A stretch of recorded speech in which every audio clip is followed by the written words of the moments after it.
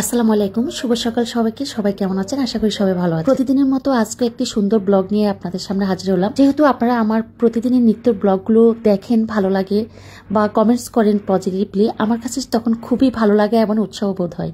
আসলে প্রতিটি মানুষ বা প্রত্যেকটা গৃহিণী যারা হাউস ওয়াইফ, অন্তত সারাদিনের কাজকর্ম যতটুকু করেন না কেন, যখন অবসর টাইমে নিজেকে একটু সময় দেওয়া, নিজের প্রতি খেয়াল রাখা, নিজের জন্য কিছু করা থেকে বিরত না থেকে নিজের জন্য কিছু যদি করতে পারেন, সেদিকে একটু মনোযোগ দিলে আমার কাছে মনে হয় না আপনি যতটুকু অবসর টাইম বাসায় কাটাচ্ছেন বা নিজের জন্য কাটাচ্ছেন, ততটুকু কাজ কখনো অসফলতায় যাবে।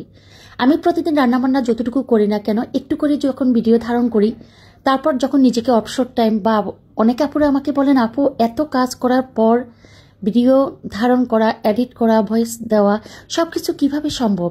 এনার্জিরও ব্যাপার থাকে। হ্যাঁ, 100%। যখন অনেকগুলো কাজ করে হাঁপিয়ে উঠি তখন আসলে এনার্জি থাকে না। তারপরও নিজের জন্য একটু সময় বের করি। নিজেকে ভালোবাসুন, নিজের জন্য করুন। নিজের সফলতার জন্য কিছু কিছু কাজ ঘরে থেকে যদি আপনি আপনার জন্য বা আপনার ভালো লাগার জন্য করতে পারেন, যদি আপনার এনার্জি থাকে, অবশ্য করবেন। তো প্রতিদিনই কিন্তু আমি এমন কোনো দিন নাই যে বাসায় রান্না বান্না বা কোনো কিছু করা হয় না। এফবি ঘাটাঘাটি করা, তারপরে হচ্ছে সবার জন্য একটু যখন ভিডিও ধারণ করে এডিট করে আবার এগুলোকে সবার জন্য রেডি করে একটু পোস্ট করা। তো প্রতিদিন আমি একদম যতটুকু সময় পাই তার মাঝে হচ্ছে প্রত্যেক দিন বিকেল 3টায় আমি ব্লগটা ছাড়ার বা ভিডিও আপলোড করার চেষ্টা করি। তো যারা যারা খুব বেশি আমার ভিডিও দেখেন রান্নাবান্নার, সবাইকে অনেক বেশি ধন্যবাদের কথা জানাচ্ছি আমার পক্ষ থেকে।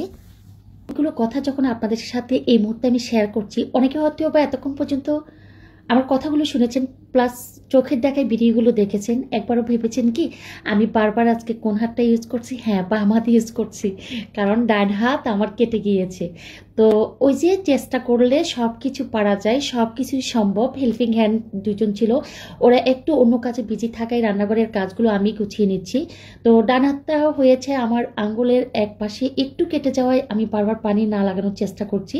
সেজন্য আমার বাম হাতটা আজকে সবচেয়ে বেশি ইউজ হচ্ছে পানির বেলায়। এদিকে হচ্ছে আজকে রান্নাগুলোর মধ্যে প্রথমে ডাল আর ভাত হচ্ছে একটু আলি বসিয়ে দিয়েছি। আর সকল কিছু আমি একদম নিচে থেকে A to Z গুছিয়ে একদম সবকিছু ওকে করে রেখেছি চুলার পাশে। এটা প্রতিনিয়ত করি, প্রতিদিনে করি। অল্প কিছু যখন রান্না করি তখনও আমি চেষ্টা করি একদম গুছিয়ে তারপরে হচ্ছে চুলার কাছে বসার জন্য। এটা আমার একদম ছোটবেলা বলেন বা রান্নাঘরের কাজ স্টার্ট থেকে বলেন বা যে কোনো জায়গায় যদি আমি যাই বা আমি যদি নিজের হাতে কাজ শুরু করি, তখন আমি আমার মতো করে কাজ করতে অভ্যস্ত বা ভালো লাগা এবং গুছিয়ে করতে ভালো লাগে। তো সকল রান্নার জন্য সবকিছু গুছিয়ে রেখেছি। দেন হচ্ছে আপনারা হয়তো বা এতক্ষণে বুঝেছেন আমি কি দিয়ে কি রান্না করব। তো এদিকে হচ্ছে চুলা যেহেতু খালি হয় নাই, 10টা থেকে 10:30 বাজে। তো এদিকে হচ্ছে জেসমিন আর সোহেল হচ্ছে পুরো বাসাটা একটু গুছিয়ে নিয়েছে। তারপরে হচ্ছে ওদের কাজগুলো ভাগ করা, ওরা হচ্ছে ওদের মতো করে পুরো বাসাটা পরিষ্কার পরিচ্ছন্ন করতেছে। আসলে রান্নাঘরের কাজের পাশাপাশি যদি পুরো বাসাটা পরিষ্কার পরিচ্ছন্ন থাকে, সেই ক্ষেত্রে হয় কি আপনার নিজের কাছে ভালো লাগা কাজ করবে, মন ফ্রেশ থাকবে। রান্না কাজে আপনার কাছে অনেক মানে নিজে থেকে মনে হয় যেন একটা মানে আছে না যে হালকা লাগা, নিজেকে পরিষ্কার পরিচ্ছন্নতা বা পরিপূর্ণ রাখা বা পরিপূর্ণতা লাগা, এমন একটা মনোভাব আমার সবসময় কাজ করে যদি বাসা গোছানো থাকে। এমন রান্নাঘরের সকল কিছু বা অনেকগুলো রান্নাও হলো যদি একটু গুছিয়ে সুন্দর করে প্রেজেন্ট করে বা নিজের মতো করে রান্না করা যায়, আমার কাছে প্রত্যেকটা জিনিস একদম ইজি মনে হয়। তো বাসা গোছানোটা আমার কাছে সবচেয়ে প্রথমেই বলবো, বাসা গোছানোটা থাকলে আমার কাছে অনেক বেশি ভালো লাগা কাজ করে।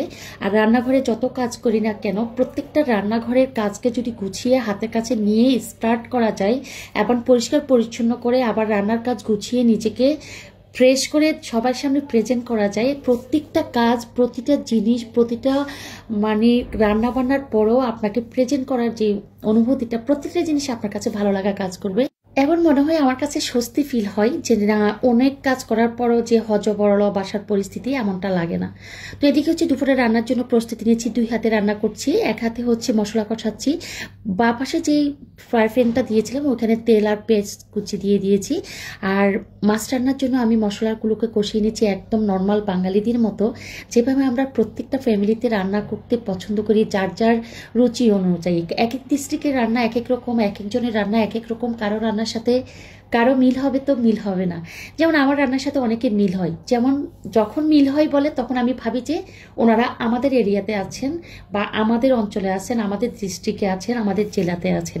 আর যাদের পছন্দ হয় না তখন আমি বুঝি না উনি অন্য জেলাতে আছেন, যার আমার সাথে মিলছে না ওনার রান্নার সাথে। তো এদিকে হচ্ছে ওই যে মশলা কষিয়ে নিয়েছি নর্মালভাবে, কষিয়ে তারপরে হচ্ছে আমি মাছের মাথাগুলো আগে দিয়ে দিয়েছি।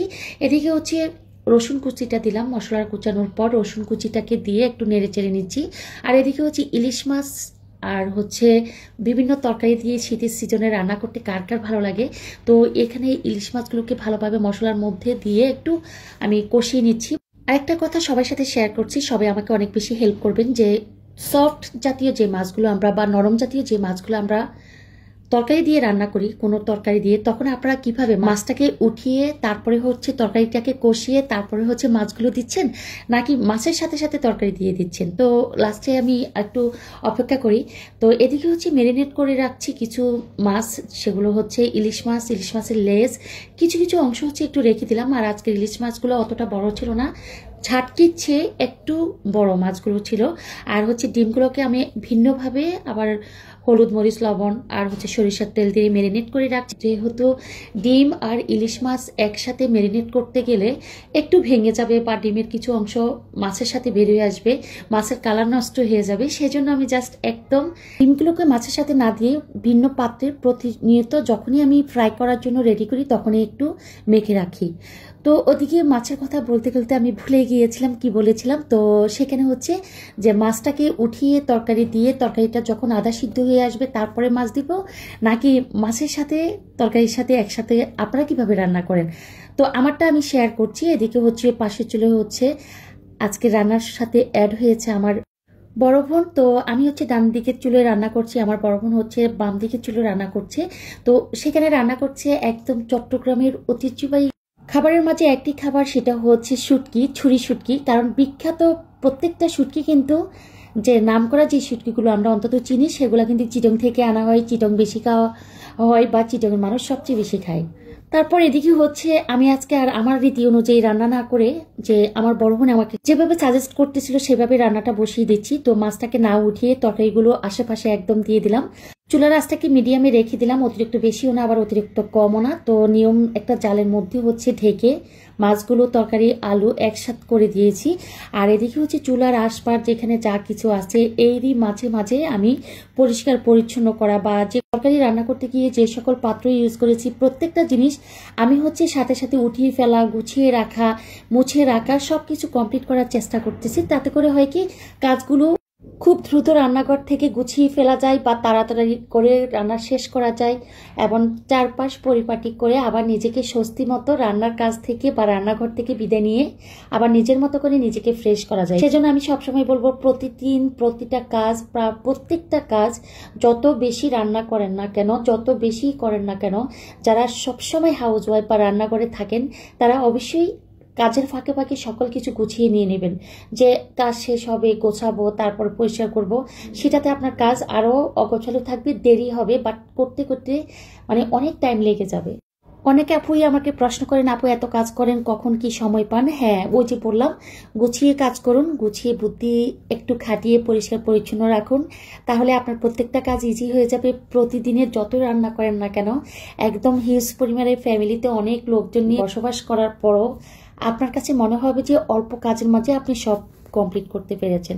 তো সবাইকে অনেক বেশি ধন্যবাদ জানিয়ে ব্লগটা শেষ করছি। আল্লাহ হাফিজ।